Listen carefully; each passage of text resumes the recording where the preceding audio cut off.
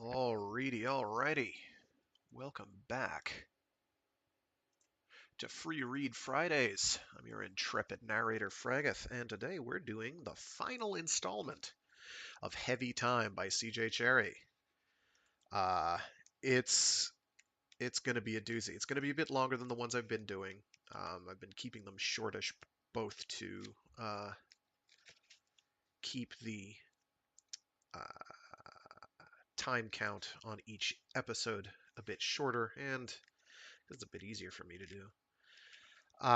But this one's going to be a bit longer. This is going to be meaty. This is going to be like 2 hours, probably, give or take. So I'm going to dispense with most of my usual jibba jabba and get right down to it. And hopefully everything will work fine and I won't have technical issues. That'd be nice. Because I really don't want to have to re-record it if I can help it. But I've done it before. I'll do it again at some point in the hopefully distant future.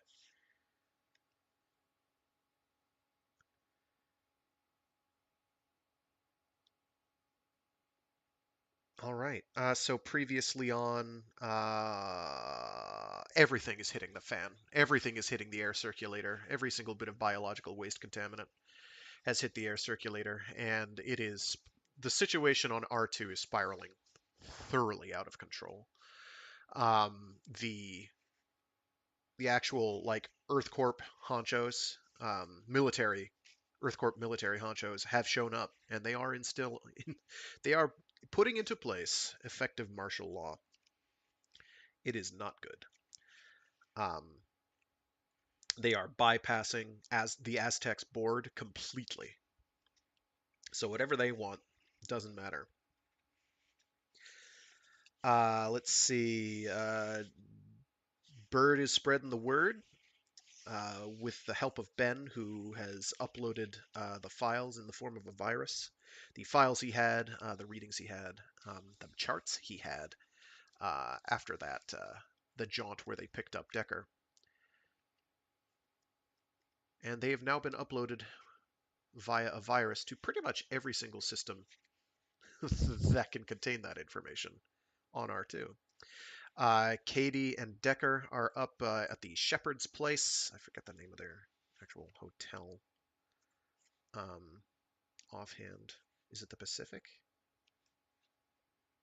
I don't remember now. In any case, they're holed up there, and Kady has had absolutely enough. She wants out. They want to get to, I believe they want to get to the hangar.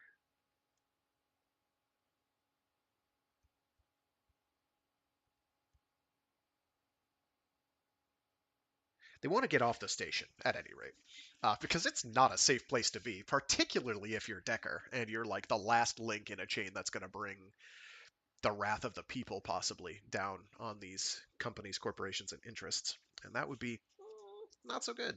If nothing else, it'll bring uh, Alice Salazar. Is that her name?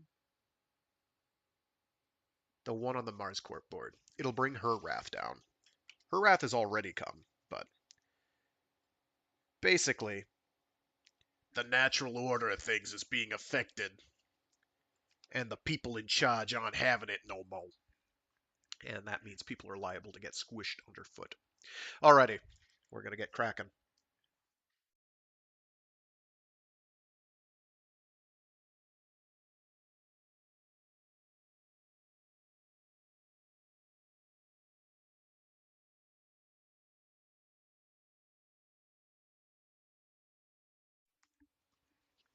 Chapter 18. The emergency speakers said from every other storefront, "This is a full security alert. Go to your residences immediately. Go to your residences immediately. Clear the walkways for emergency vehicles." Sal said, "So what are we supposed to do? Go home or clear the walkways? Stupid shits." "I don't like this," Ben said. "Seriously, time to get down to the club."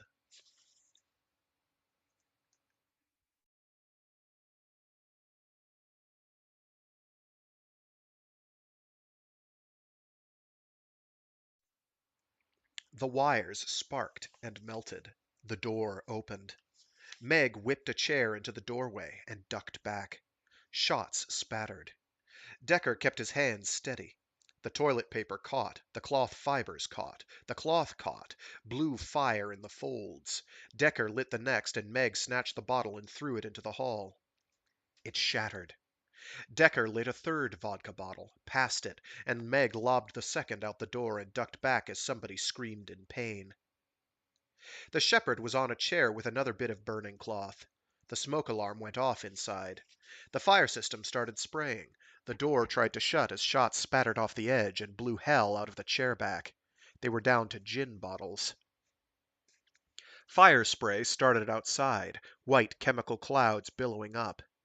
"That got it," Meg said, pulled her mask up, trod on the chair, and cleared it into the smoke outside as shots went past the door. No notion whether she'd made it, no knowledge how to dodge or duck. He just deafened himself to the shots, cleared the chair, and hugged the wall in the neon-lit smoke. Running shadows rushed out of Scorpios, screaming in panic. Shots slammed into the crowd. Bodies flew. Voices shrieked above the wailing siren.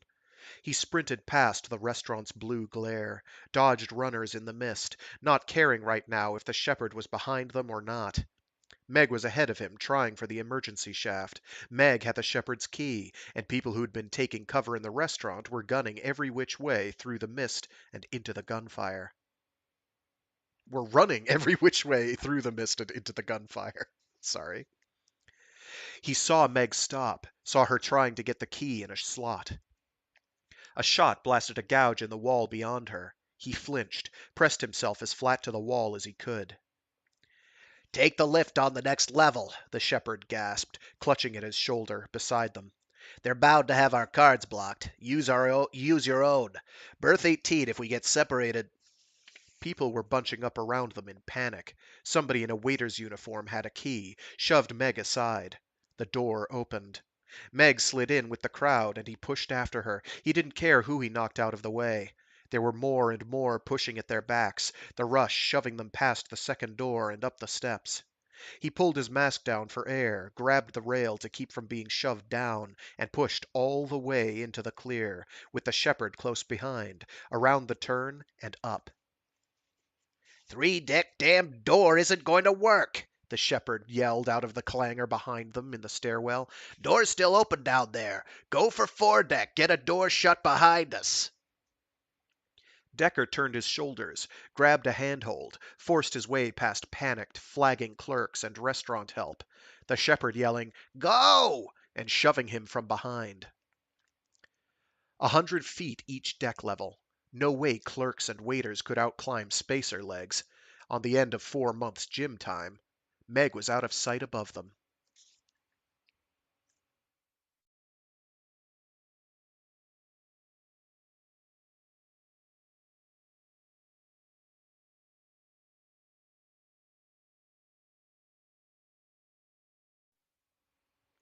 A siren had started in the distance, around the curvature of the deck. Ben couldn't see where, but God, it was the direction of the club, where they were going. "Come on!" Sal cried, trying to hurry him. Grabbed his hand and pulled him through the crowd coming out of the Amalthea, but the steps raced behind them. "Hold it!" A shout came from close at their backs. A hand grabbed at Ben's shoulder and spun him around and back, bang up against the Plex front of the bar. He found himself nose to nose with a cop, with a stick jammed up under his chin.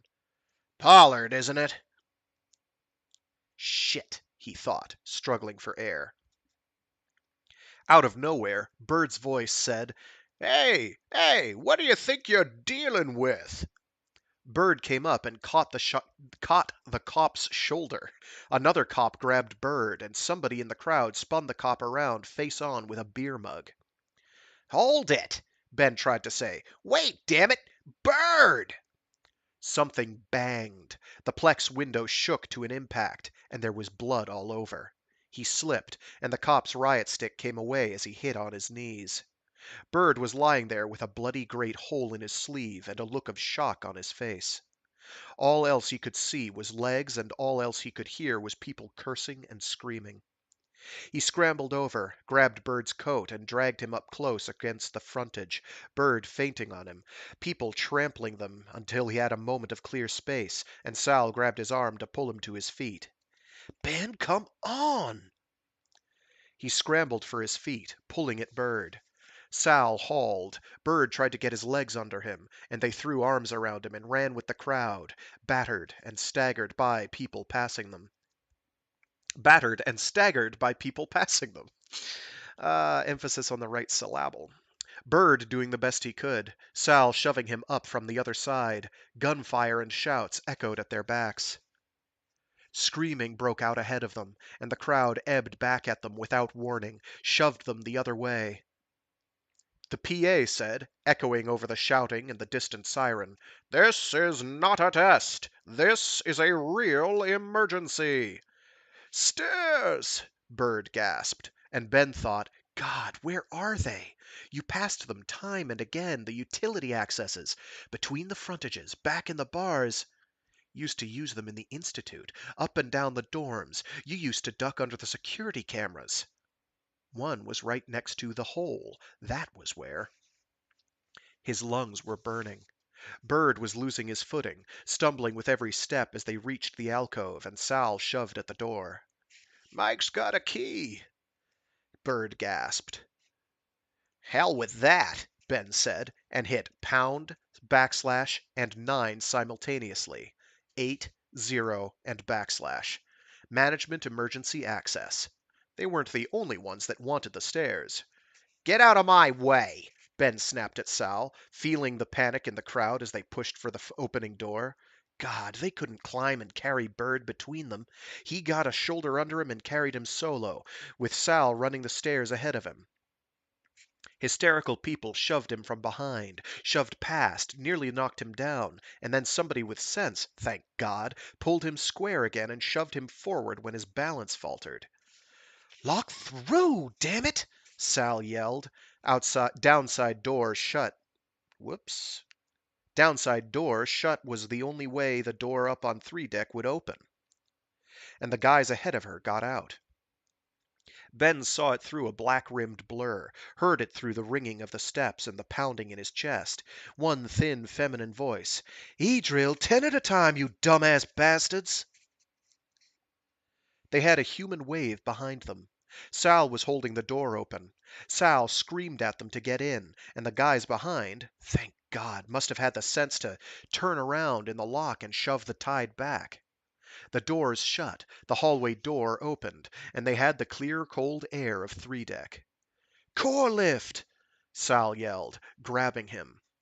He didn't know how he could do it, but Bird wasn't in any shape to carry himself. His knees and his ankles were giving and wobbling with every step. His vision was nearly gone. People were scattering past them in every direction, piling into the trans, any way in hell they could get away. He couldn't get enough wind. He knew his knees were going, but it was close. He knew it was close. He couldn't see anything but blurs. Didn't even know where they were, except Sal kept him straight, and Sal hit the button when they got there and propped him on his feet. He kept blinking sweat out of his eyes, couldn't hear anything but his heartbeat and distant screams, was scared mindless the core lift was shut off at 3 with the alarms down on Hell Deck, but the door opened, welcomed them with white light and cold air. She got the door shut. He stooped, eased Bird down from his shoulder, held on to him till they could lean him against the wall. Bird's face was white even after the head-down carry. Bird's blood was soaking him, but Bird breathed something coherent about the door. Sal was trying to cart it to move.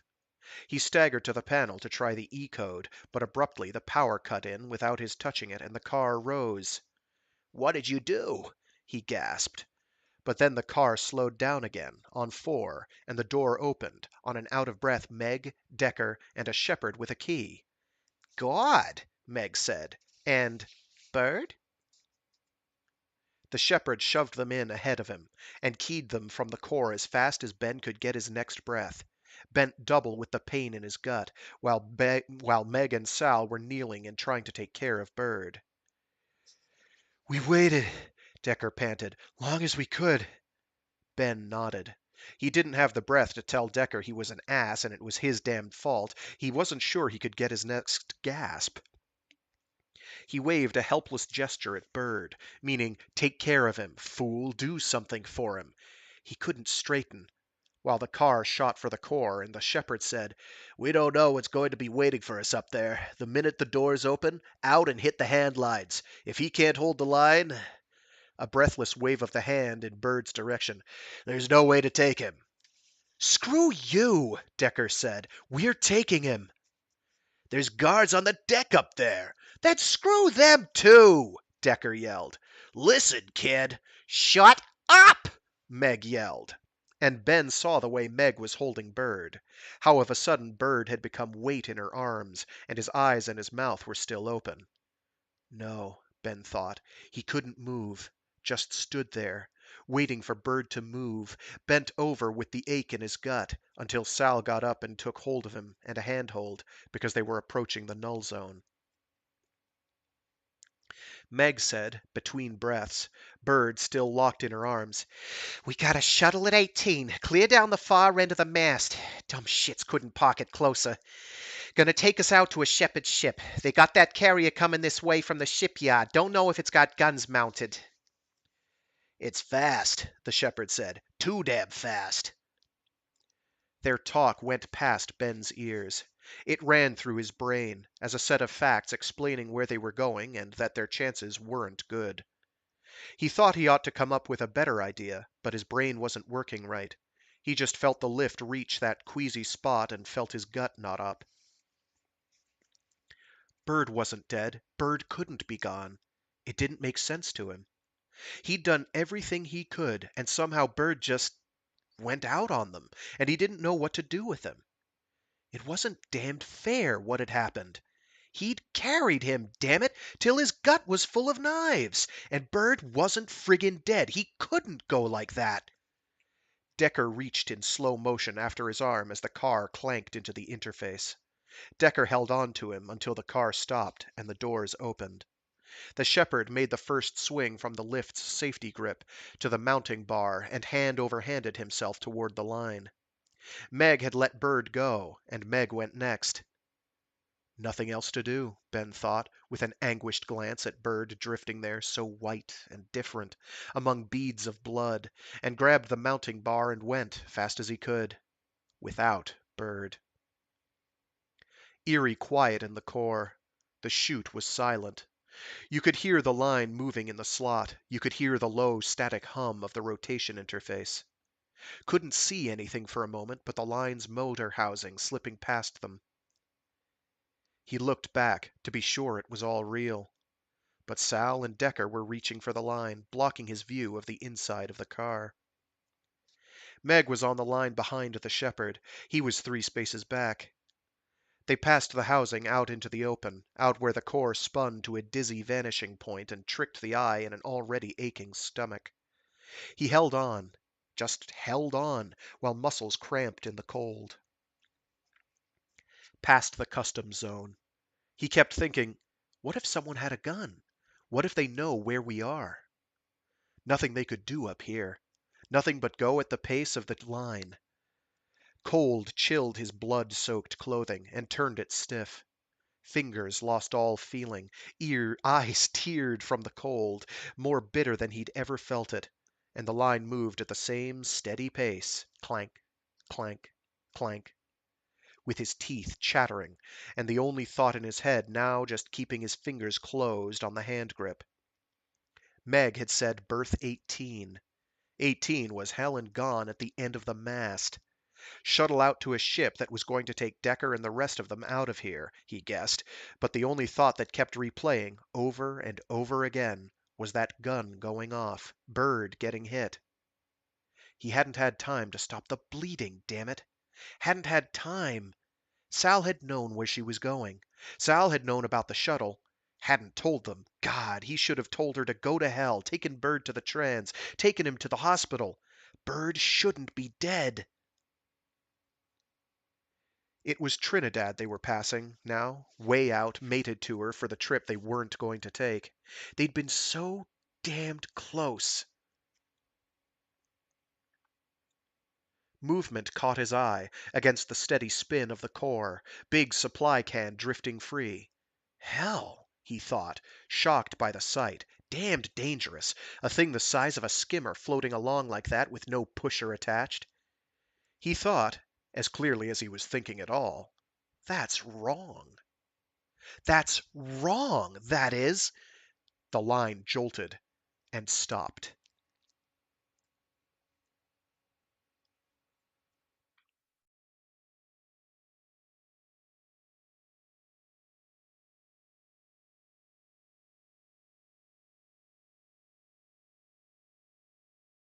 Shit! Sal gasped, loud in that sudden silence, and Dekker thought, we're not going to get there. It's not going to work. We're hanging up here and we can't reach the shuttle, can't reach the dismount lines. Hand off the line! Meg yelled of a sudden. Juvie lessons, old safety drill. He reached for Sal, caught her hand, saw all of a sudden the whole line bucking, a wave coming toward them. Dekker yelled, "Let go!" and threw everything he had into the chain they made, hand to hand. He threw his whole body into that snap the whip twist, aimed as best he could, and let go. A moment of floating free, then. Nothing they could do if that line hit them, if they missed the dismount line. The wave sang overhead and passed. The shepherd snagged a dismount line with his foot and hauled them all toward it. Meg called out, "Center mast! We can't make the shuttle. We got our own ship there. Her tanks are charged." "Won't dock," the shepherd yelled back. "Won't mate, damn it." "Take what we can fucking get," Sal yelled. "They have turned the line loose. There's no way we can get there, Sammy. Move your butt." Fire popped somewhere. Dekker had learned that sound. "They're shooting at something," he called out, following Sal and Ben down the line that connected along the dockage. Something sang past him. He thought, God, they're fools. There's seals where we are, and they're shooting bullets. Another ricochet. He saw Meg kicked sideways, blood spraying. Thought she was going off the line, but her left hand held the line, and Sal caught up and grabbed her jacket. He made a fast catch-up to help both of them, but Meg had caught Sal's coat with her left hand, blood floating in great dark beads near her other arm. Sal screamed at Ben to get out of her way, get the hatch open. Ben scrambled along the line and overtook the shepherd at the Trinity's entry. Trinidad's entry! Sal took a swing and floated free toward them, and Dekker hurled himself after, caught Meg's arm and got his hand over the bleeding as Ben and the shepherd grabbed their clothes and hauled them into the open hatch. "Get it closed!" he gasped, stopping with a shove of his foot on a touchpad. "Meg!" Meg's own hand shoved his aside, clamped down on the arm. I got it, Meg said between her teeth. God, just get me a patch. Get us the hell out of here. Get us to the shuttle. 18, this guy'll get you. We can't mate with a shuttle, Doc, the shepherd cried. We've lost, damn it. All we are is under cover. Abajib, get calm. Get contact with the Hamilton. Tell them our situation. See if they can talk us out of this. Severely small chance, Sammy.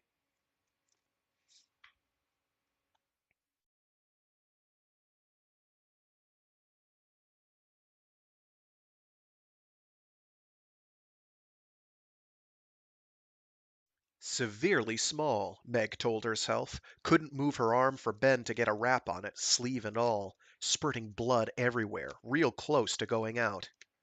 Like Bird. No fuss, not over much pain, just going out. Hang on, Ben said, and hurt her with the bandage. Damn it, Meg, pay attention. Hold on to it. Grapples banged loose. She thought, good boy, Deck. Bills every damn where on the table. Bird excused himself up to the bar, talked to Mike a minute. Bird about as upset as she'd ever seen him during the days when they were trying to fix that ship. Bird was working himself up to a heart attack. Meanwhile, she sat there looking at her fingernails, telling herself she was a fool for staying with this whole crazy idea. Old anger, she told herself. So the company won another round. So another kid died. A lot of them had died. She kept hearing the gunfire behind the rattle of glassware, watching the rab go down. Kids with shocked looks on their faces. The company cops with no faces, just silver visors that reflected back the smoke and the frightened faces of their victims. Lawless rab. Property rights. Company rules. "We got to fix this," Bird said the day Dekker came to them. "What they've done isn't fair." And she thought, sick at her stomach, "Damn it, Bird, they'll kill you." Trim jets kept firing. She felt the bursts. The shuttle's mains kicked in the high, lonely cold above Earth's atmosphere, the transition she loved. You knew you were going home, then. The mother-well couldn't hold you. Up, not down. Black for a while. She felt the push of braking, had Sal's arm around her, the aux boards in front of her. Sal trying to get her belted in.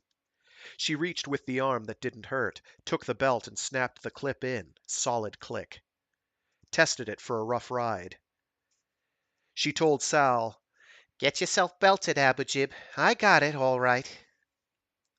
Another burst of trim jets. Deck was maneuvering. Ben was fastening his belt for him while the shepherd, Sammy, Sal called him, was filling in at the comm, saying, urgently, "They're warning us to pull back in. The carrier's moving fast. The Hamilton's powering up now. We can't make it. There's no time for them to pick us up." Trim jets fired constantly at the rate of 1 and 2 a second, this side and that. She had the camera view, a row of docked skimmers blurring in the number 2 monitor as they skimmed along the mast surface. Damn close there, kid. Static burst from the general comm. The shepherd had cut B channel in. "AMC 29 Hamilton. This is Fleet Comm. You're in violation of UDC directives. Stand down." "Cut that damn thing off," Ben snarled. "We got enough on our minds." "We can't dock," the shepherd yelled. Sal was belting in. Ben was. Acceleration was increasing in hammer blows from the main engines. The mast whipped past faster and faster. Then nothing. Sudden long shove from the bow stabilizers, and the mast swung back in view, retreating now, going for decel. Another burst of Trinidad's mains. No, she thought. Way out's mains. We're coupled. Double mass. Are we giving up? Going back? Shuttle's on the mast, Deck. Did we miss it? Don't get rattled, kid. Ben said something. Deck said something, and the trim jets fired another long burst, taking the ship, God, felt like a right angle to the station. God, he's going after the Hamilton. Mains again. Hard push. Pain from the arm. Real pain. This is interesting, she thought, feeling the Excel, figuring vectors.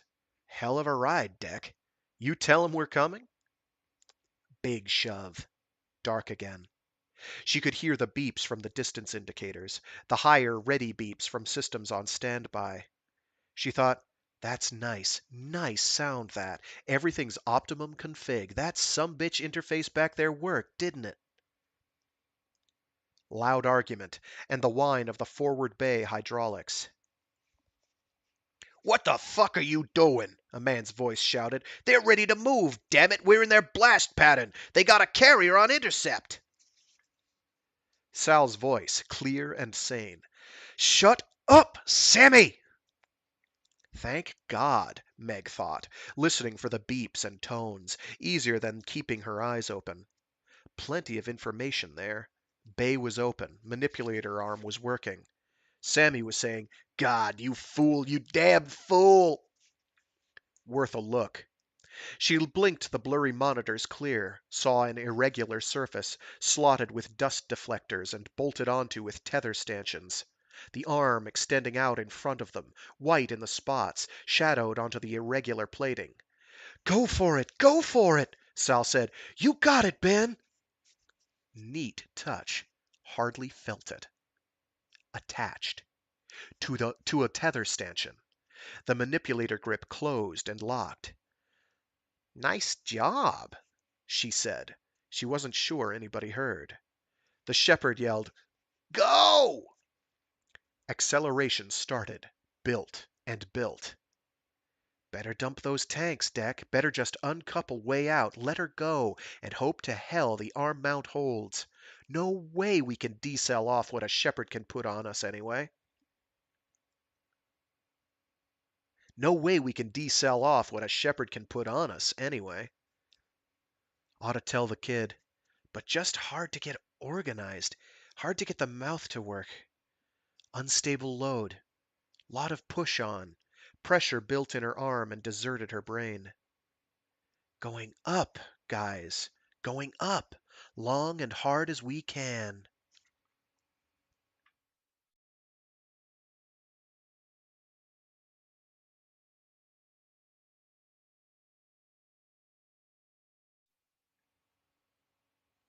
Quiet. Couldn't even hear the fans. But no more G. Taste of blood. Explosion, but they weren't tumbling. Wasn't the way it had been. He opened his eyes, got the board in focus in this peaceful drifting. Neck was stiff, muscles sprained. He turned his head and saw Ben out cold. The shepherd beside him, headset drifting loose.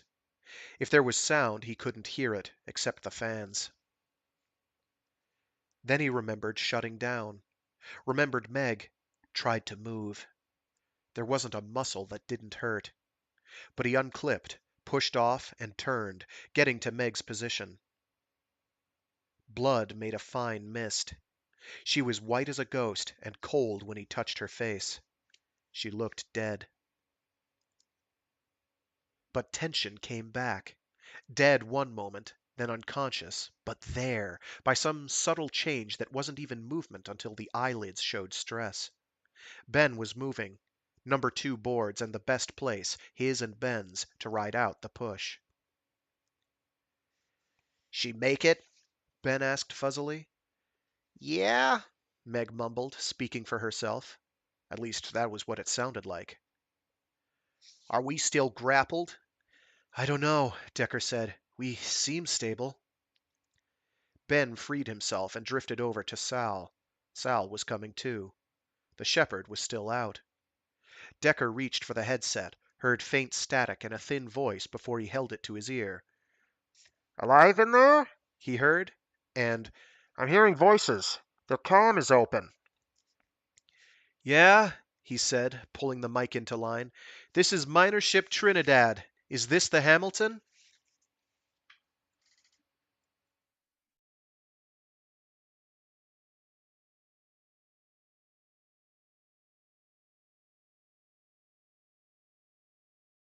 In the words of a great sage, ooh-wee! Boy, when things get rolling, they roll.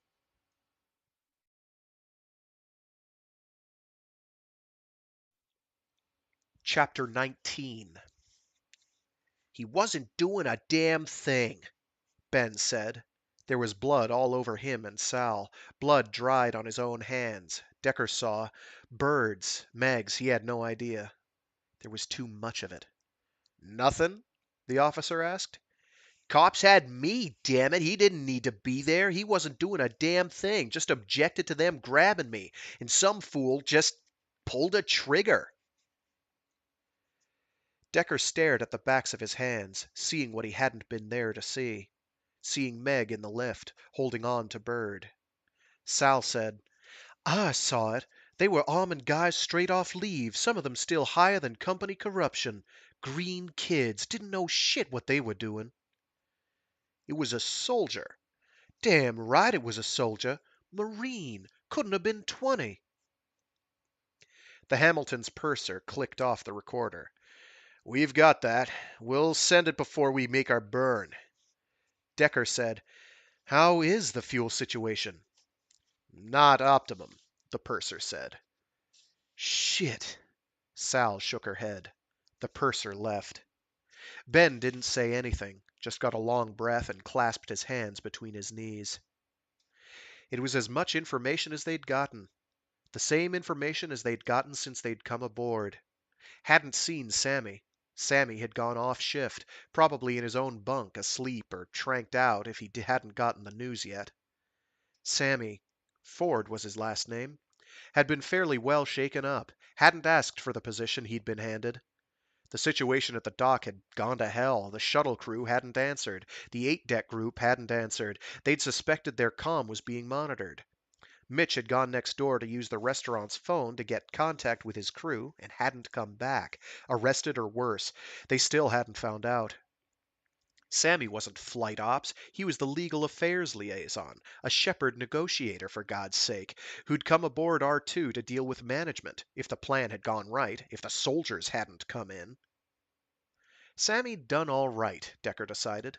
All right, for a guy who'd probably never gotten his hands dirty. Had to tell Meg when she came to. She'd get a laugh out of it.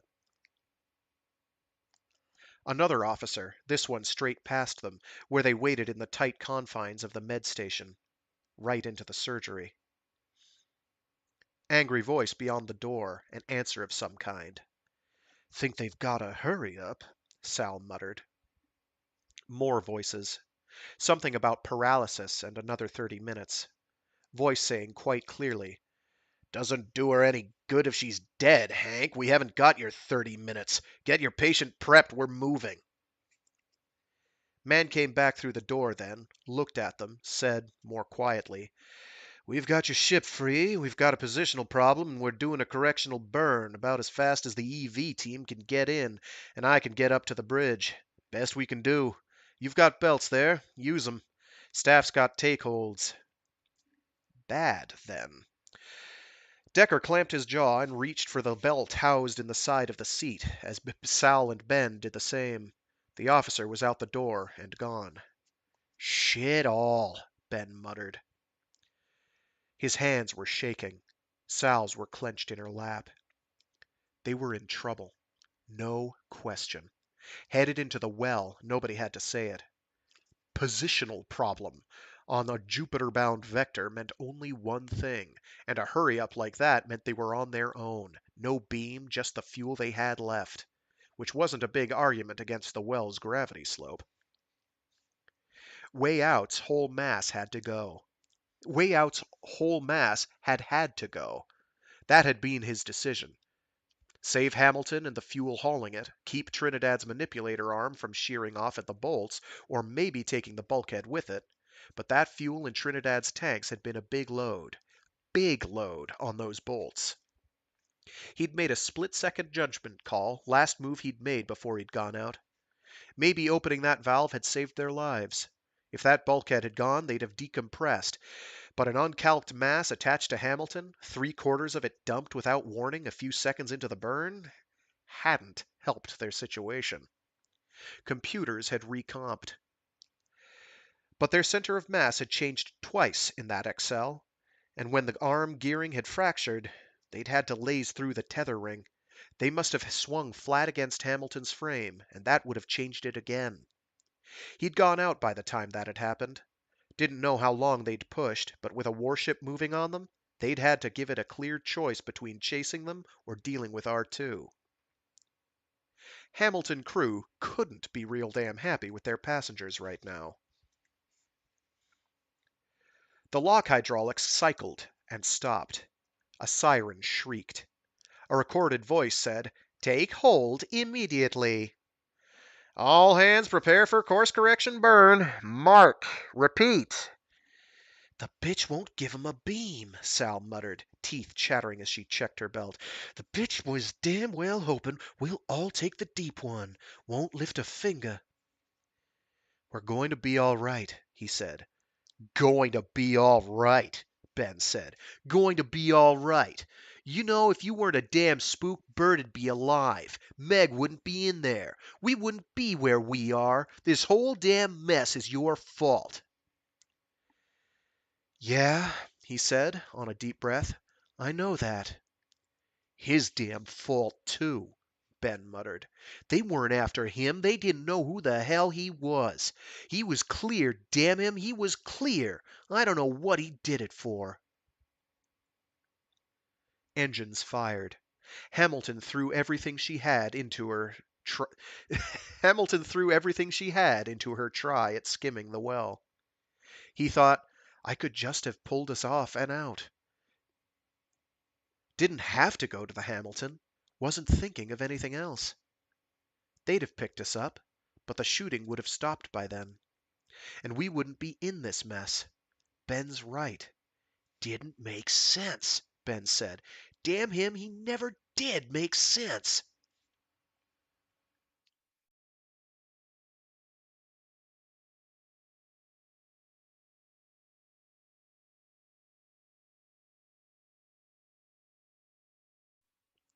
Somebody had started shooting.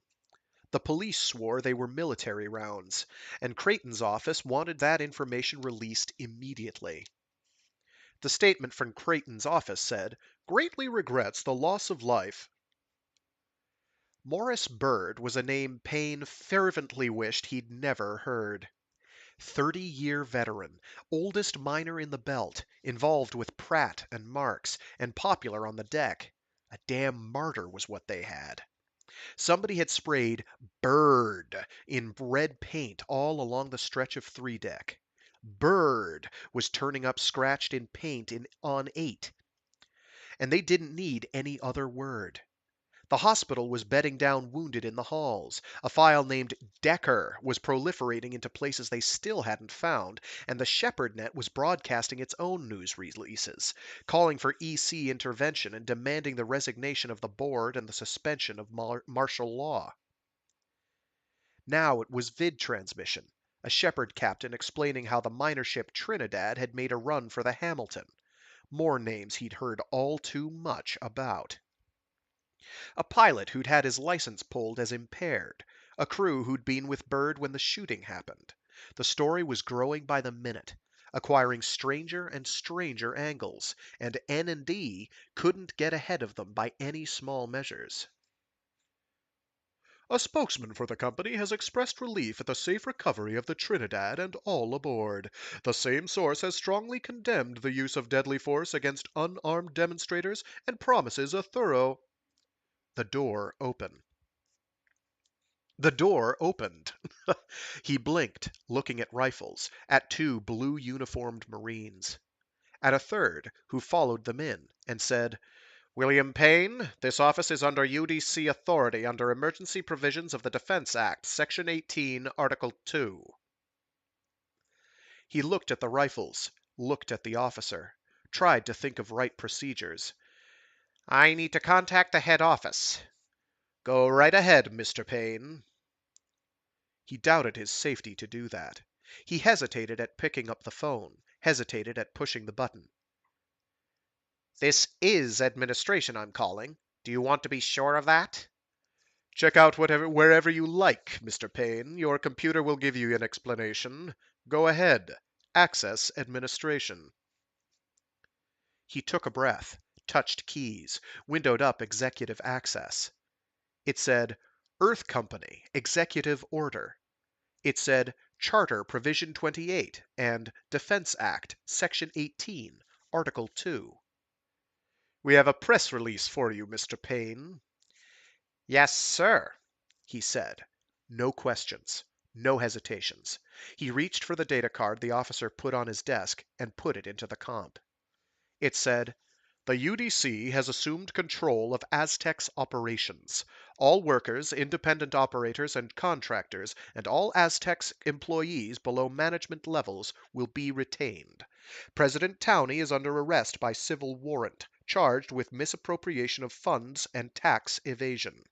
Various members of the board are likewise under investigation by the EC.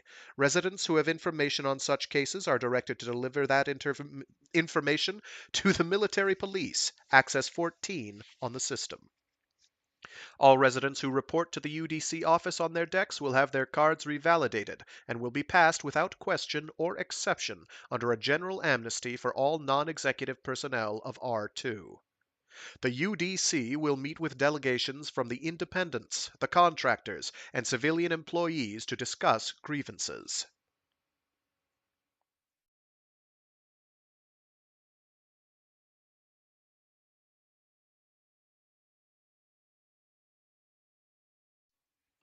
Hell of a mess, Meg said, propped on pillows in the peculiar kind of G you got in small installations. Still light-headed, but the fingers could move in the cast. She'd tested that. Couldn't tell you from the sheets when they brought you in. Sal sat down carefully on the edge of the bed, reached out a dark hand and squeezed her good one. Skins brute sure didn't match right now, Meg thought, seeing that combination, and then thought about Bird, left adrift in that lift car. Hell of a thing to do. Bird had deserved better than that. But he'd always been a practical sumbitch, where it counted. Water trickled from the corner of her left eye. Sal wiped it with her thumb. Hell, she said, and tried to put her arm over her eyes, but every joint she owned was sprained. She blinked and drew a couple of breaths. They get us out of dive yet? Sal didn't answer right off. Hadn't, she thought. Welcome back, Kady. We're still going to die. Sal said, We still got a little vector problem. Where'd you hear it? Med said. Thought I was out. Are we going in? Another hesitation. Say we're going in a lot slower. They're having a discussion with the EC right now. Idea is, deploy the sail to half, see if we can get a line up with the R223, just get a little different tack going. That'd be nice. Listen, Ice for Nerves, we got word the military's taken over. Got Townie under arrest. Yeah, and the board. They'll bring the beams up. They damn well have to. They're talking deal with Helldeck right now. They're asking for Mitch and Persky and some of the guys to come and talk grievances. It's a trick. They're going to put soldier boys to picking rocks? Buku to luck, Kady. First tag they try, they'll be finding bits of some ship clear to Saturn. They'll deal. Maybe even get us our beam. Wouldn't be surprised. But it won't change, Abujib. Won't change.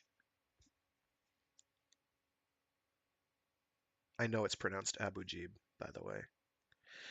Sal didn't say anything for a moment, and she was on a dive of her own. Wasn't fair to Sal. Sal had real vivid nightmares about gravity wells. She said to Sal, only bit of optimism she could come up with, Won't be Townie in charge anyhow. They're sending out this EC manager. Meanwhile, it's the soldiers. Not good news for the guys on R2. Long time till a new manager got here. Meanwhile, they were trying their best not to fall into the well. She wondered how good their options were.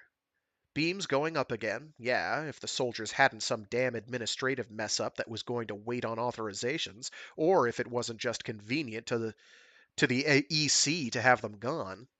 Beside which, if they were talking about a bad line, and they were having to use R223, they evidently were in one of those vectors where getting a beam was a sincere bitch. R223 was a geosync. Geosyncs at the well were a never-ending problem. Always screwed. Shepherds futzed them into line and refueled them with robot tugs and hauled them out of the radiation-intense area and fixed them when they'd gotten screwed beyond the usual. Useful position, that particular beam. What odd times its computer wasn't fried. Got two nice-looking guys want to see you, Sal said, looking seriously fragile right now, doing her best to be cheerful. Shit, I got any makeup on? Forgot to pack, Sal said, squeezed her shoulder, and staggered off to the door. Hadn't got her ship legs yet. Neither had the boys. They looked like hell. Scrubbed up, at least, but limping and not walking real well, especially Ben. Good time to be horizontal, she decided, sore as she was. Hamilton was fair-sized, but her G differential still wanted to drop you on your ass, besides which your feet swelled till your body adapted. Went through it all again when you went station side. if they ever saw station side again. She patted on the bedside. Sit, she said. They sat down very carefully, one on a side of the footboard. Hurt much? Ben asked. Stupid question. I've had nicer times in bed. You all right? Fine, Dekker said. We're fine. Yeah, she said, surveying the bruises. We're a set, all right.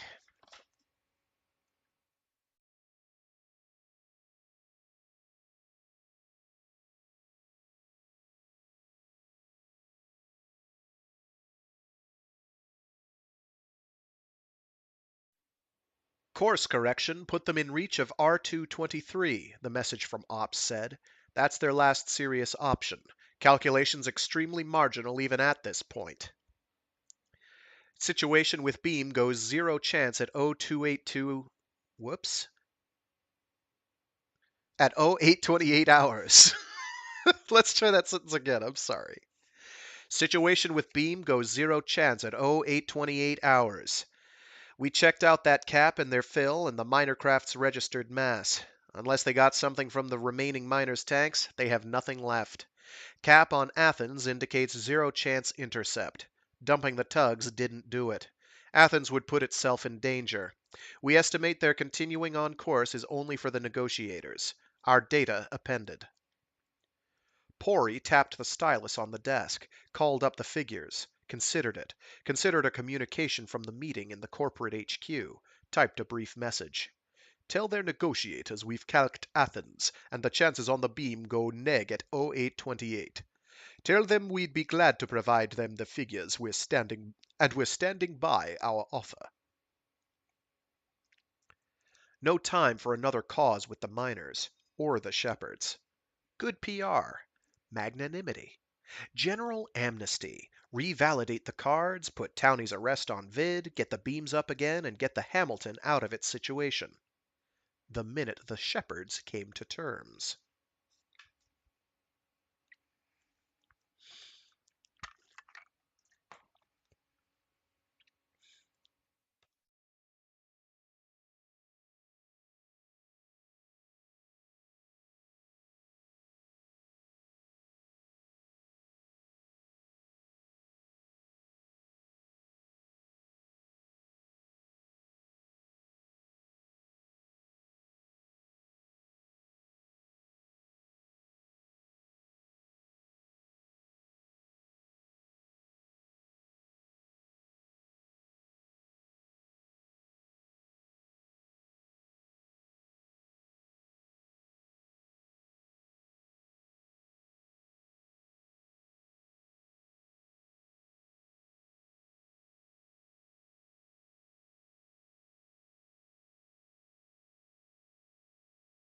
Whoops, I had myself muted.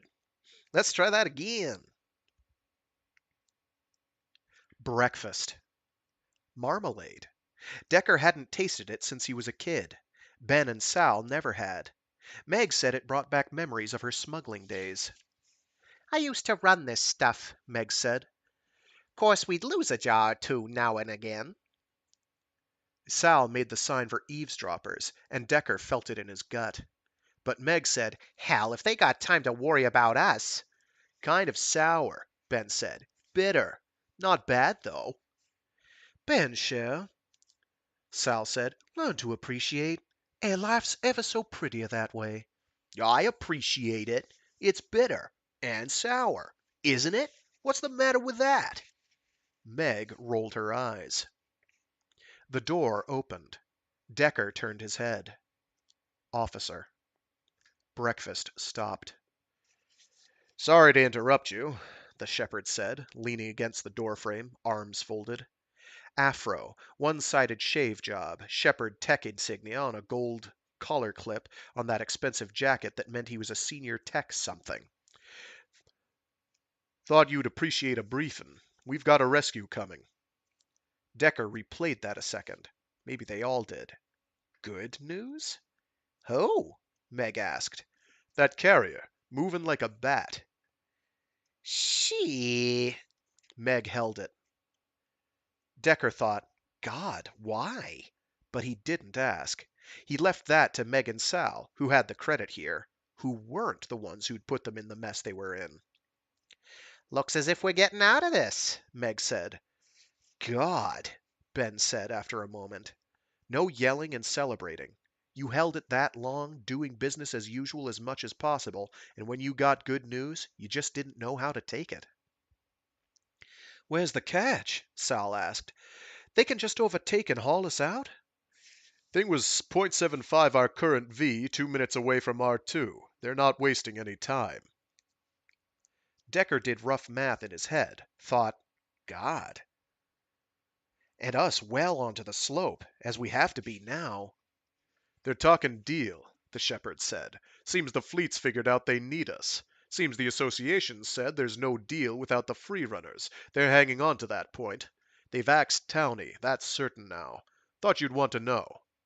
Mr. Dekker? Sir? The captain wants to see you. Another why? But maybe if they were out of their emergency standby. The captain wanted to make a serious point with the resident fool. He shrugged, looked back at Meg and Sal and Ben with, I'll see you, meaning that they could think about later and being alive day after tomorrow. God, the shakes had gotten him, too. He didn't figure what he was scared of now. A dressing down by a shepherd captain, good enough. He had it coming. Or maybe it was suddenly having a future in which he didn't know what he was going to be doing hereafter. The shepherd might take Meg and might take Sal. Even Ben turned out to have a claim. But him? Credit with the Hamilton might be real scant about now. Trinidad was gone, likewise way out. Nothing like Trinidad's velocity when they dumped her, but not in R2's near neighborhood by now either, and on the same track. If she was catchable at all, the law made her somebody else's salvage. He had the bank account, but God knew what shape that was in, or what kind of lawsuits might shape up against him. Corporats were corporats, Meg would say, and he had no faith the EC was going to forget him and let him be. Not with people dead and the property damage.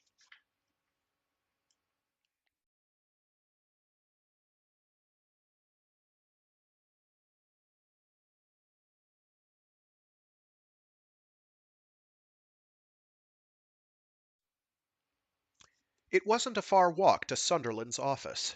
The tech chief showed him in, announced him to a gray-haired, frail-looking man, who offered his hand. Not crew-type courtesies, Dekker thought. That in a strange way seemed ominous. Sunderland didn't look angry, rather worn and worried, and, by some strange impression, regretful. That disturbed him, too. Mr. Dekker, coffee? No, sir, thank you. I just had breakfast. Good you have an appetite. Have a seat there. I confess mine hasn't been much the last while. He made the chair, sank into it. I know sorry doesn't cover it. I shouldn't have dumped the tanks. We wouldn't have if you had. Oh, we wouldn't have you if you hadn't. Bulkhead wouldn't have stood it. Tried to tell you to do it. Don't know if you heard. He shook his head. No, sir. And thought, just not enough hands. Not enough time. Things were going pretty fast, weren't they? Yes, sir. Things have been going pretty hot and hard here, too. You know about the ship coming. Yes, sir. He felt lightheaded. G difference. Sitting down and standing up could do that. Took some talking, but I didn't seriously figure they were going to let us go down. The EC wouldn't. R2-23 was an option. Best we had without the EC's help. I'm sure you were following that. And a couple of exotic, chancy possibilities that we really didn't want to get down to. But when they called us this morning and told us the R2-23 computer was down, I had a good idea that ship was going to move. I had a good idea they had it calced down to the fine figures, and they were going to carry it live on vid. Clear to Sol. The EC doesn't want us in the well. Bad media, Mr. Dekker. Bad media with the miners. We can work with the contractors. We can work with the EC. We can work with the UDC. They know that. They just wanted the best deal they could get." The captain called him in to talk politics? Hell, what's he getting to? "We've got the numbers on the accident," Sunderland said. "I don't know how much you've been told." "I'm told you'd found her weeks before you reported it." He'd found out he'd found that out this morning from Ben, and it was on its way to making him mad. "You didn't tell us, you let us go clear into prep, didn't warn us, didn't have any idea how you'd react, whether you could keep it together and do business as usual. Didn't know, frankly, whether Abujib was going to jump our way or not. We thought so, but she's a hair trigger in a situation like this, and we were pushing for all the time we could to get at records we needed. We knew about the bumping. We knew there was a miner missing. We knew we were already comparing charts and finding discrepancies when Athens found your partner. We knew you were going out. Quite frankly, we waited because we were still doing the legal prep. Sam Ford, you met Ford, was down there making sure the T's were crossed and the I's were dotted. When you go up against the company in a lawsuit, you'd better not have a loophole. We advised Abujib. We set everything up for a quiet transfer hours before the thing went out over the comm. We were going to get you quietly up to the dock, shuttle you aboard where they couldn't get at you, and get some essential changes out of the company. I'm being altogether honest with you now, while we were helping you pursue your case against the company. Unfortunately, I took a walk. Not that it mattered, I'm afraid, at least in the majority of what happened.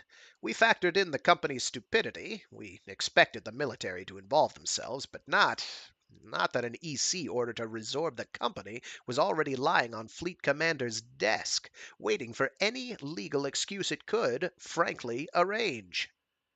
They were preparing a general audit of the company, to do it under one provision, but there was an emergency clause in the charter that had to do with the threat to operations, and there is the Defense Act that would let the military outright seize control if things were falling apart. And they were ready. Ready because of the labor situation. Ready because they thought the managers might try to destroy records. They did. They tried. We had one piece. There were others. Fleet Command had that carrier fueled. We'd gotten that rumor. We didn't like what we were hearing. We knew when we did move, we'd be dealing with a fleet on a legal level. With the fleet on a legal level. We even expected a confrontation at the dock. But not that they'd be as fast as they were, and not that they had the legal documents to take control of the company without a time-lagged information exchange with Earth. That was 8 to 10 hours we turned out not to have. They had their people on R2, they had weapons on their transport, they turned out and they took the dock and our shuttle crew, and when that happened, we were in deep trouble. But it has shaken out. We didn't anticipate dealing with the UDC this fast, but we've gotten what we were trying to force. We're dealing directly with the parent corporation now, and very anxious defense contractors and the fleet, all of whom have a budget and absolutely no personnel who can do what we do efficiently. We can meet their quotas. We, the miners and the shepherds, and the drivers who have to come into line. Ultimately, they have to. That's where it stands. Maury Bird's dead. A lot of people are dead. We regret that. We regret that very sincerely. But we're not defense experts. We fought with what we had, the best way we knew. People were being killed. The way your partner was killed. You understand? Aztecs was killing miners, killing us. Ultimately, something would have happened. Something possibly with worse loss of life. With one of the refineries going. He believed that, at least. He thought about it. Thought about the system the way it was, and didn't believe the military was going to be better. Bastards could have pulled us back 10 hours ago, he said. Are they better than Townie? No, but they're saner. They let us fall for 10 hours. Part of the game, Mr. Dekker. We fall toward the well at a given acceleration. Their negotiation team, meanwhile, meets with ours. They won't get the beam tracking system working. The EC is hours time lagged and not talking to us, and everybody pretends they're not going to reach a compromise. I've been through too many years of this to believe it would go down any differently than, ultimately, it did. Hair's gone gray a long time ago, between the well and the shit from Aztecs. Last few went this morning till we knew what that ship till we knew that ship was moving. But we were fairly sure. All along, all of us were fairly sure. Yes, sir, he said, in Sunderland's wait for a reaction. Adrenaline was running high. There was no place to send it. He'd gotten the rules by now. They included not expressing opinions to shepherd captains. He looked somewhere past Sunderland's shoulder, seeing Meg and that dockside and the blood floating there. Seeing Bird in the lift car. Ben covered with blood. I'd like, for the record, Mr. Dekker, to have your version of what happened out there, with industry. God, I've told it. Doesn't anybody have the record? Just in brief, for a record Aztecs hasn't touched. Let's try that sentence again. One sec. My throat's getting scratchy. Just in brief, for a record Aztecs hasn't touched. That was understandable, at least. He drew a wider breath, leaned back in the chair, recited it all again. We found a rock, we went for it, the driver went too, and we figured he was going to try to beat us to it, and maybe muscle us off if he didn't. So we wanted a sample on our ship before BM told us to get out. But they didn't do that. They ran us down. Bumped you. No damn bump, sir. I know that. I know other details if you want them. All right, then what the hell were they doing? Trying to stop an independent from the biggest find in years. Trying to keep the company from a major payout that could have made the difference between profit and loss that quarter. God. What you may not know, or may not have thought about, drivers keep track of miners. They have all the charts. They are a base.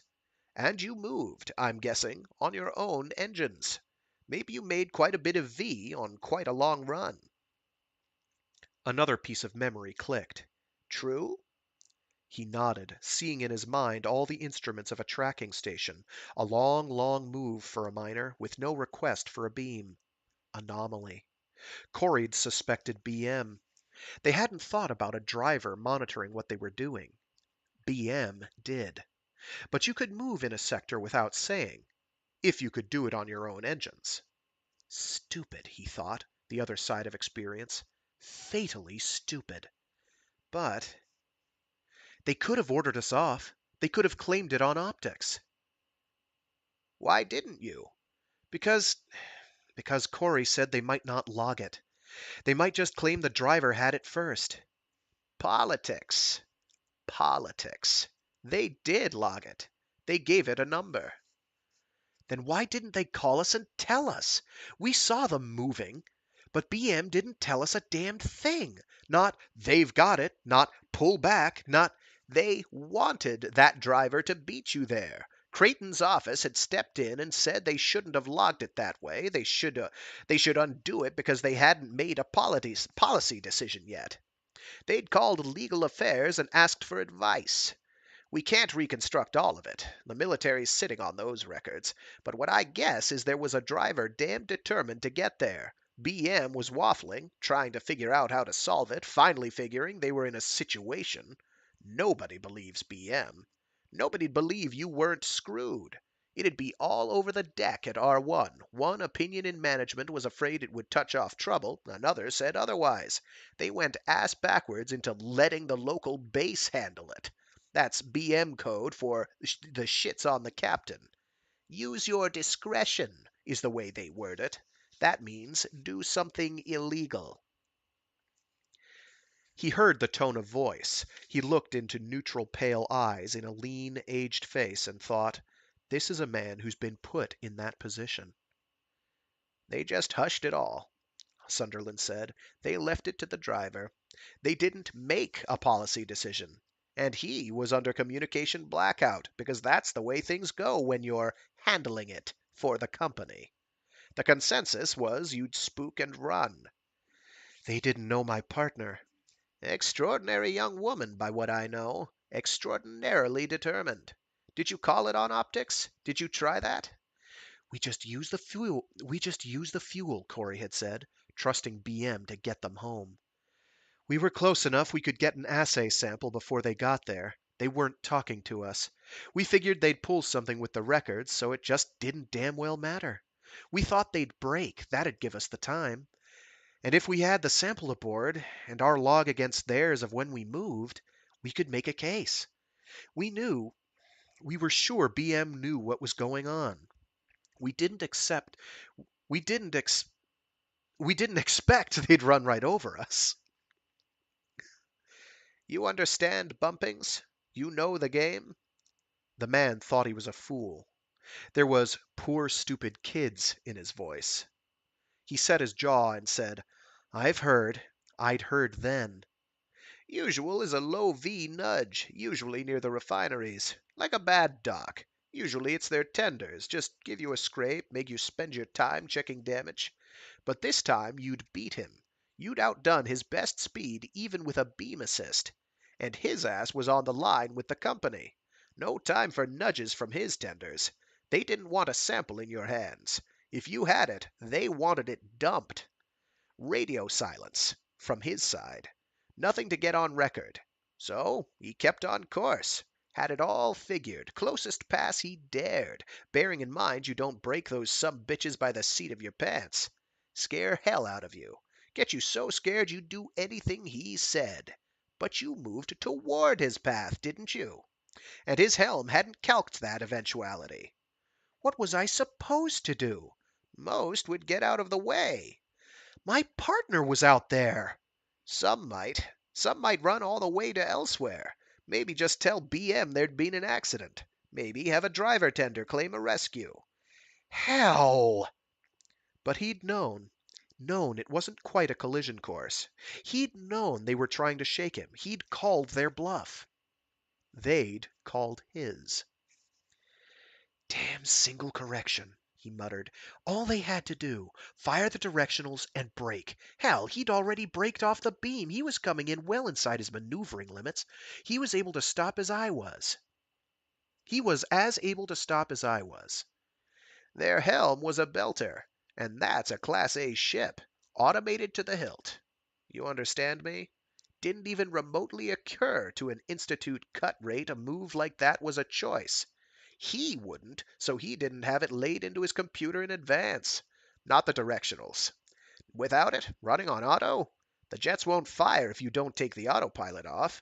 He hit the jets all right, with the autopilot on. Nothing. Some projection on the ship hit you. God. I'd have fired him. Damn sure. But there the driver was, he'd hit you. Your ship had blown a tank. You'd shot off into R2. His tenders couldn't catch you without getting a beam. You'd hit the rock as well as taken the scrape that blew the tank. They were in shit up to their necks. And Miss Salazar was dead in the explosion. We're sure of that. Do you want this part? You don't have to hear it. Your choice. I want to hear anything you know. I'm very used to the idea she's dead. But it wasn't that easy. His hands were shaking. He folded them under his arms and went on listening, thinking, the ship hit her. I did.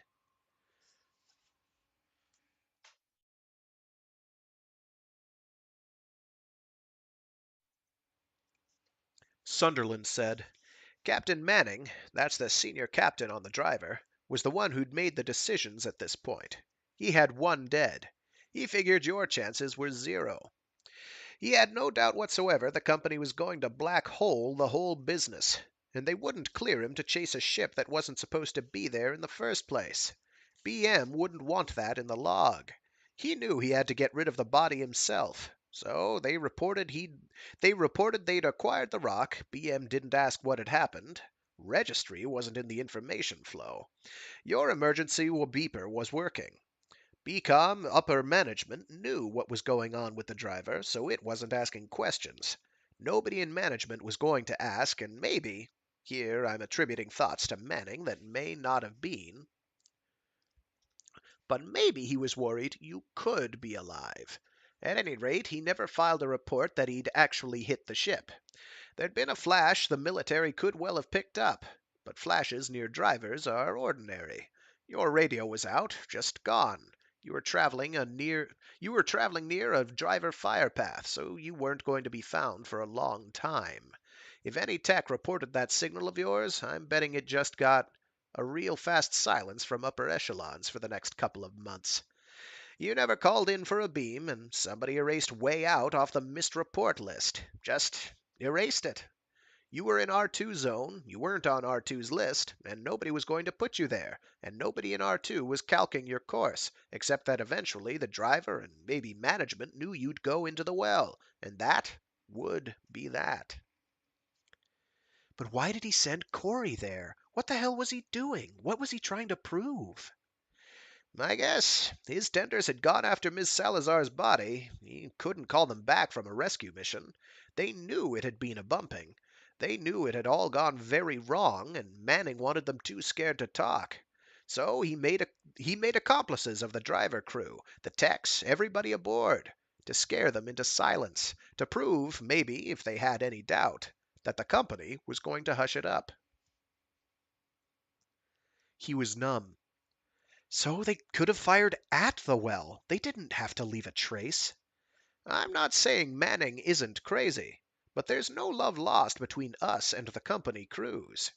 He was pissed, if you want my opinion, about the job he was sent on. He was pissed at BM, pissed at management. He was upset as hell about the accident, and he had no doubt whatsoever the company'd back him against us when we did find the body.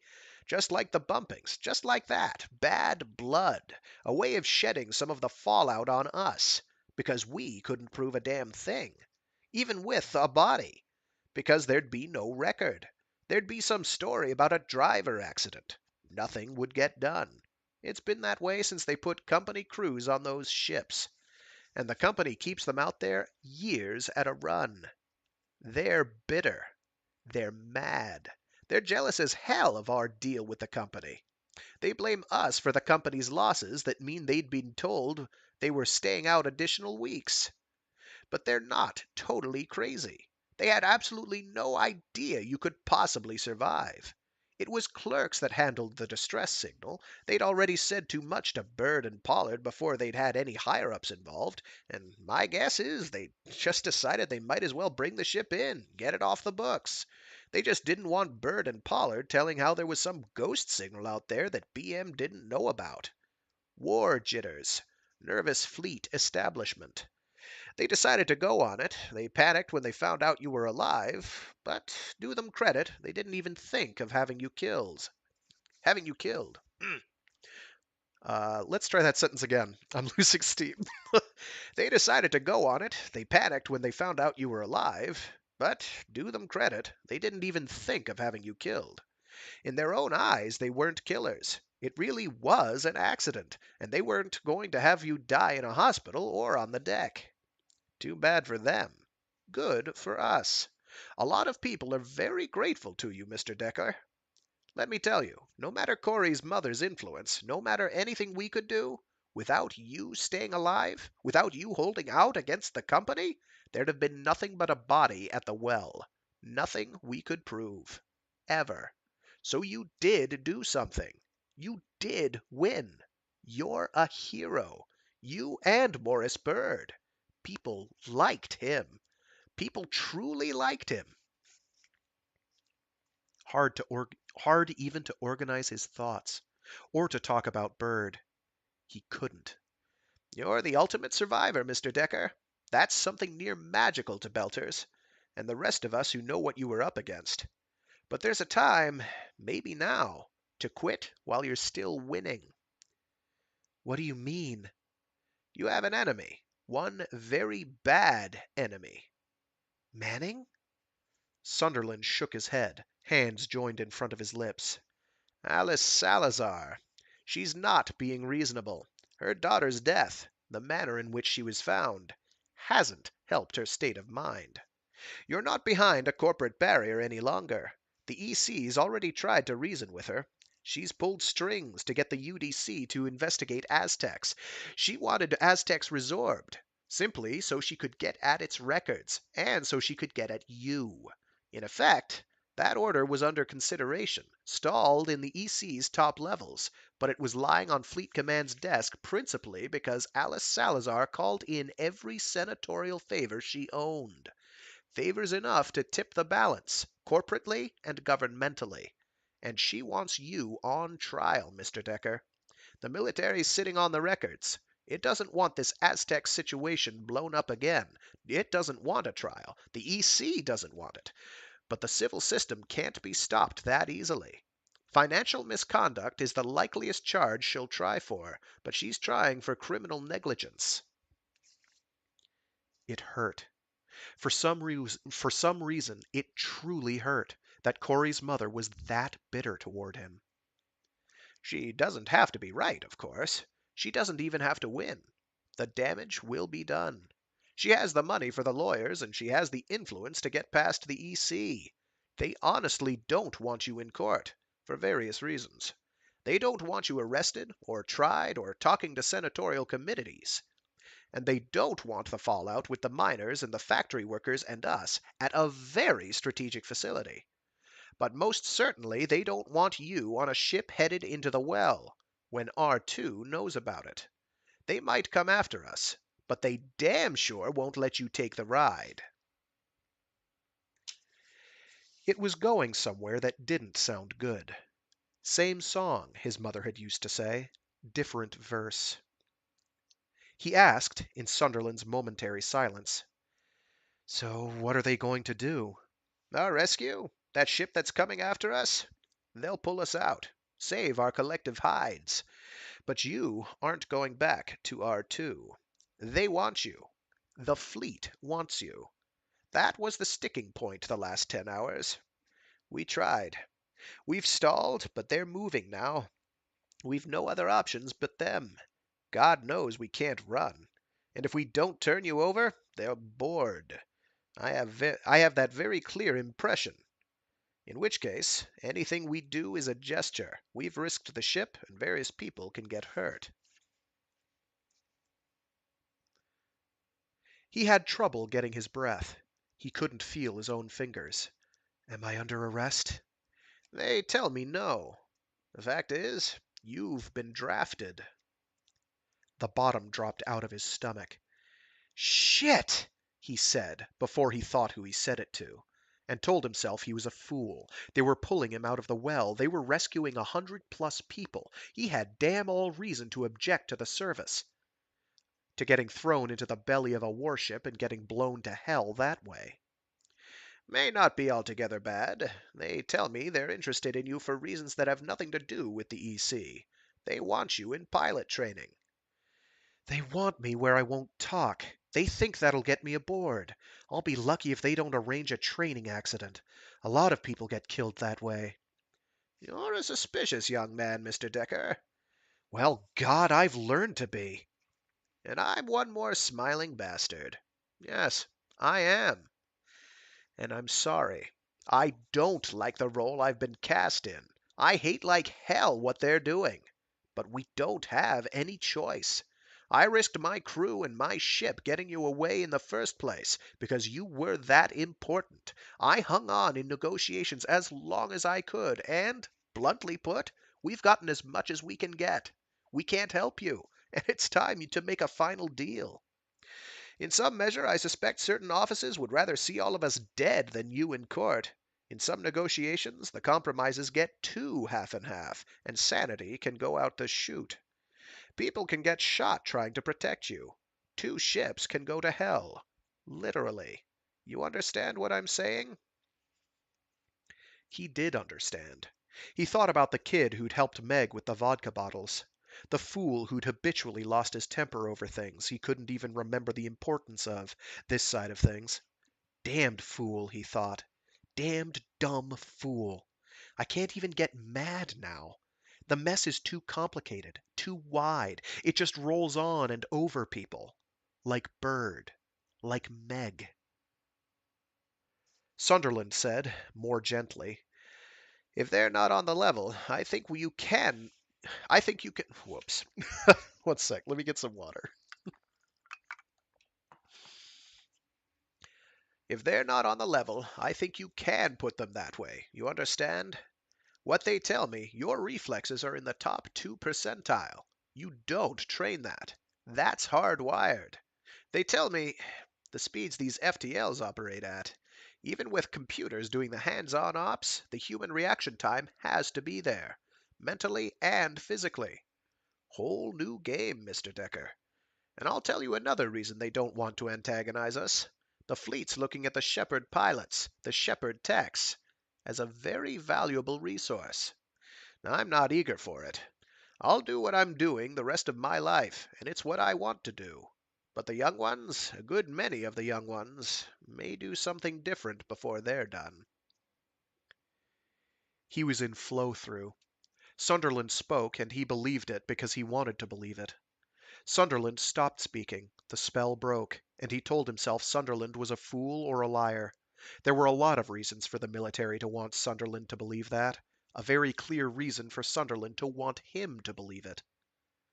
He said, in the remote chance that this man was naive, "I'll be wherever it is before you. I hope it's all right. Hear me, man. Watch me. Watch what happens. It'll be important to you. I don't trust anyone's assurances. Maybe Meg's. But you have to know her angles." Meg knew a whole lot more than she'd told Bird. And Sal knew more than she ever told any of us. And Ben's figured that. And Ben's figured that. That's why it's gone cold between them. That's why, in the shakeout, it's only partners that count. Mine's paid out now. Done everything I could, Corey. The interview was over. He got up. Sunderland got up. Sunderland offered his hand. He found the good grace to take it.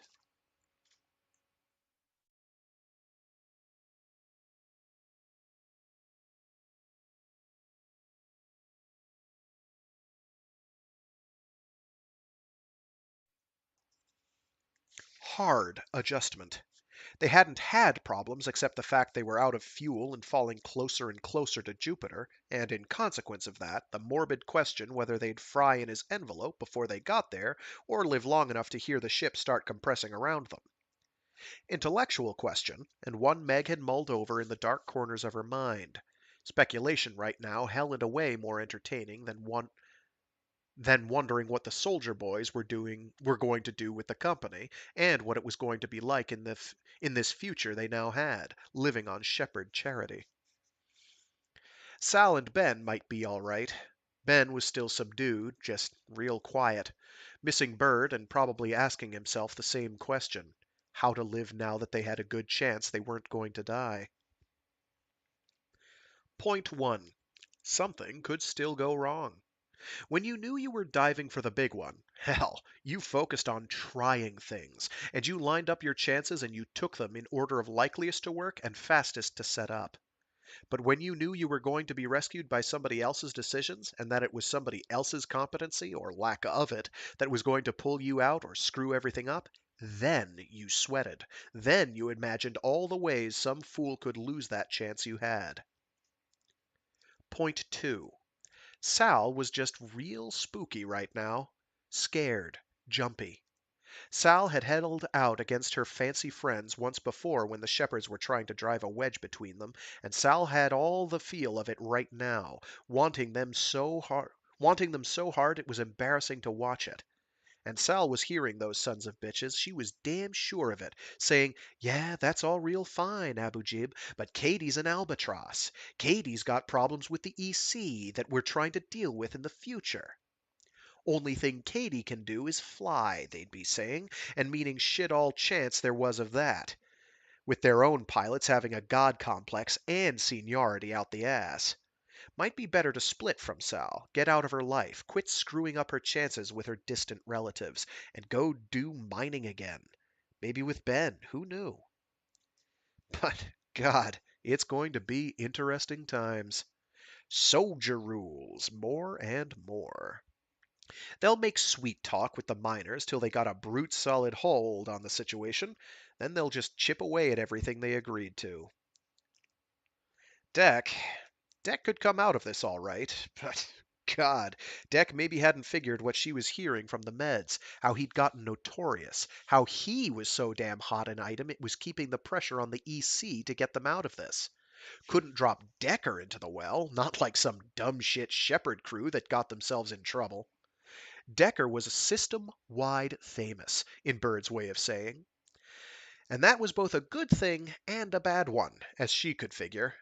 Majorly bad for a kid who just got his pieces picked up and didn't get on well with asses. A lot of asses wanted to use you if you were famous. Piss one off and he'd knife you in the back. She'd got that lesson down pat.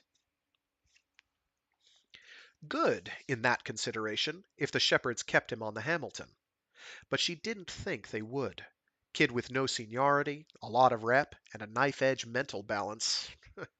Coming in on senior pilots with a god habit. Critical load in a week. And if they put him back on R2, God help him, same thing with the new management. That left Saul and the EC. And that meant public. And all the shit that went with it. She was severely worried about Deck. She kept asking herself, while from time to time they were telling each other how wonderful it was they weren't going to die and all, and Ben and Sal looked more scared right now than they'd been in all this mess. Asking herself, too, what they were telling Dekker, somewhere on this ship. Giving him an official briefing on his partner, maybe. Everybody'd been somewhat busy till now, and the heat being off, literally, the senior staff was probably going down its list of next to-dos. Or maybe they were telling him something else altogether. The door opened. Deck came back, quiet and looking upset. "What was it?" Ben asked, on his feet. God, she'd strangle him the day she got the cast off. But Dekker looked up at Ben the way he'd looked at her when she'd found him on the ship. No anger. Just a lost, confused look. Maybe for once in his life Ben understood he should urgently shut up now. But Dekker paid more attention to walking from the door to the end of the bed, getting his legs fairly well, she thought, better than she was, the little they let her up. He said, "Got an explanation, at least. Pretty much what we guessed about Corey.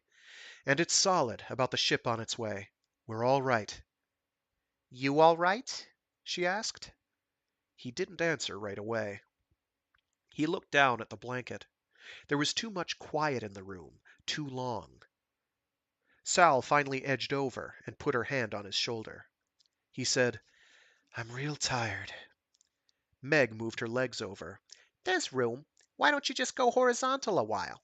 Don't think. It's all right, Deck." He let out a long, slow sigh, leaned over and put his hand on her knee. Just kept it there a while, and she didn't know what to say to him. Sal came and massaged his shoulders. Ben lowered himself into the chair by the bed and said, "So this ship is going to grapple us and tow us, or just pick us off?" "Tow," Dekker said. "As I gather. Thing's probably not doing all it can, even the way it's moving."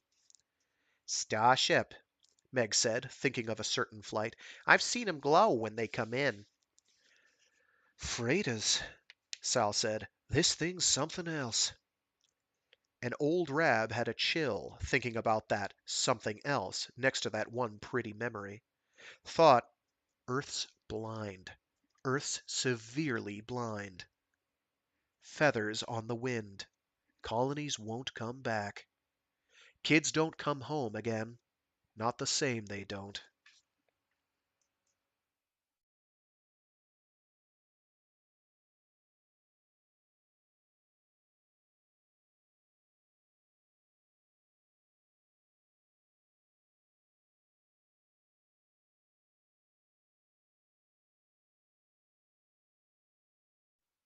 Lot of noise.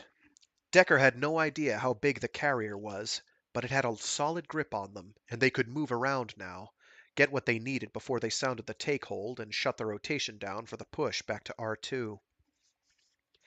But before that, they had a personnel line rigged, lock to lock, and he had an escort coming over to pick him up. The fleet wasn't taking any chances of a standoff, while they were falling closer and closer to the mag sphere. Hadn't told Meg and Sal. Hadn't told Ben either. He intended to, on his way to the lock. Meanwhile, he wanted just to get his belongings together. The Hamilton had had their personals out of Trinidad before they freed her. Birds, too. They'd been packed and ready to go, all the food and last to go aboard stowed in Trinidad, that being where they'd enter and where they'd ride out the initial burn. It was all jumbled together now. Hamilton had had no idea who'd owned what, and he found an old paper photo. A group of people, two boys in front, arms around each other, mountains in the background. Blue sky. He didn't know what these people had been to Bird. He thought one of the boys looked a little like Bird. He didn't know what mountains they were. He knew the moon better than he knew Earth and its geography.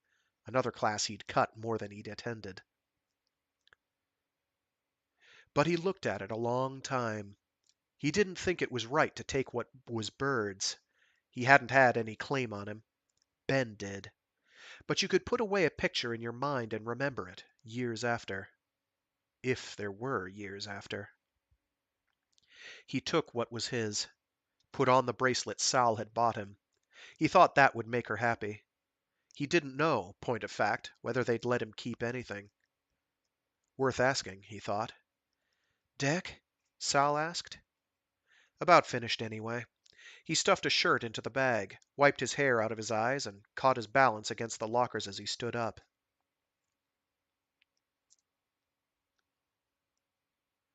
All of them, including Meg. Sal was holding her on her feet, Ben behind them. Meg, God, I wasn't going to skip out. The meds'll have a seizure. Meg said, "Thought we'd walk down to the lift with you," in that tone of voice Meg had that didn't admit there were other choices. "Hell of a thing, Deck."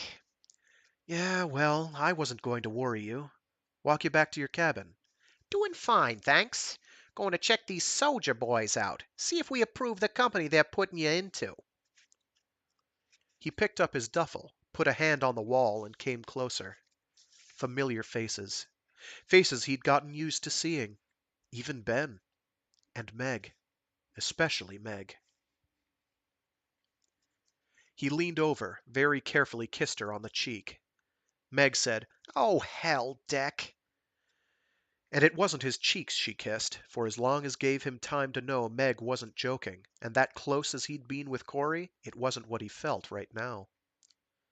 Sal kissed him too, same way. But not the same. He couldn't talk.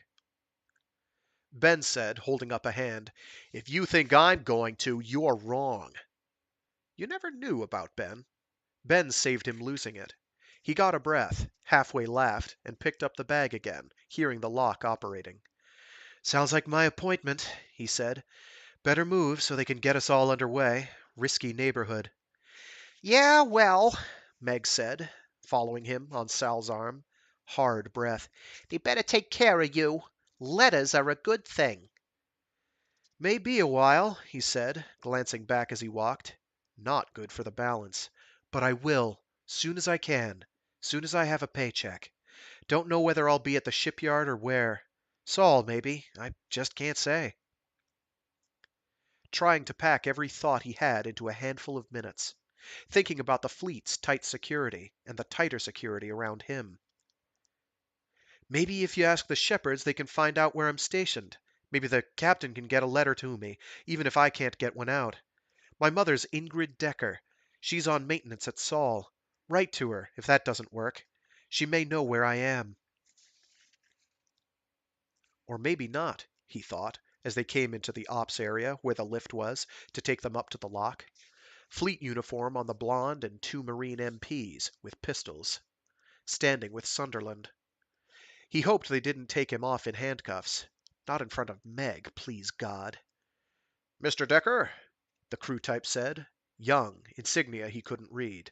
Outheld hand. He took the offer. Didn't read any threat. "Name's Graff. Going to take you across and see you signed in." Didn't sound like a threat. It wasn't handcuffs, at least. Graff said, "This your crew?" Meg Kady, Sal Abujib, Penn Pollard. He spotted Sam Ford over to the right, Ford with his arm in a sling. Sam Ford. Ran the con for us. He wasn't sure Ford liked the notoriety. Maybe he shouldn't have opened his mouth.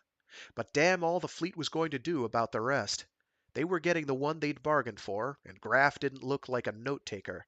He shook hands with the captain, waved a small goodbye at his shipmates, took Graff's signal they were going.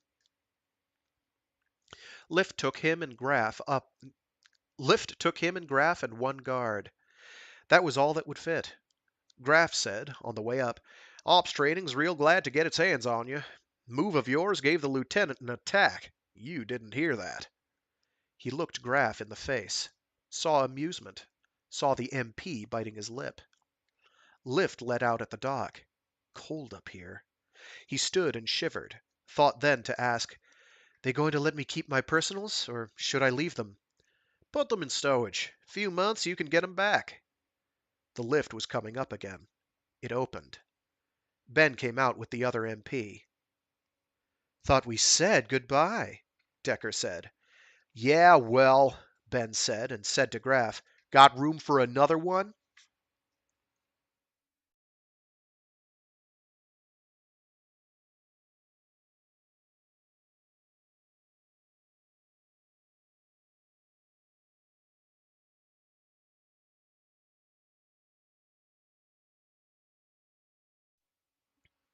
Different kind of ship.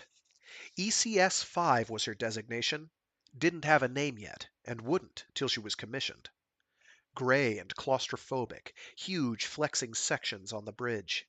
Instruments he didn't understand. Most of it was dark. The crew was minimal, evidently, or the boards weren't live yet. The personnel ring wasn't operational.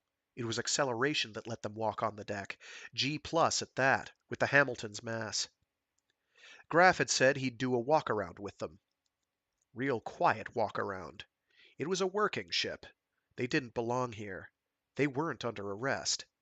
Dekker got the idea, was doing a sell job. "Good program," Graff said about flight training. "They don't want you to come in with a lot of experience. New tech. Whole new kind of ship. Can't talk about it. Can't talk about it covers a lot we deal with." He didn't know what he thought. The machine around him wasn't anything he'd even seen photos of. Wasn't the only thing that puzzled him. He said to Ben, while Graff was talking to one of the techs, "Are you sure what you're doing?" Ben gave one of his shrugs. Ben looked pale in the dark, in the light off the monitors. Sweating a little, and it wasn't warm in here. "No way to get ahead. You lost the ship, deck boy, dead up to our necks. But a man with my background, there's a real chance in this stuff. Military's where the edge is, all the way R2's going now. Fleet's the way up, you remember, I said it. There's an after to this war." "You're out of your mind."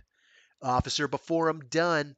Brass pin and all. Damn right, deck boy. You remember you know me. You fly 'em and I'll be sitting in some safe office in Saul HQ telling 'em how to do it. Odds on it?" "Out of your mind," Dekker repeated under his breath, and looked around him at things he wanted to understand, thinking he couldn't help it. God, Corey should have seen this.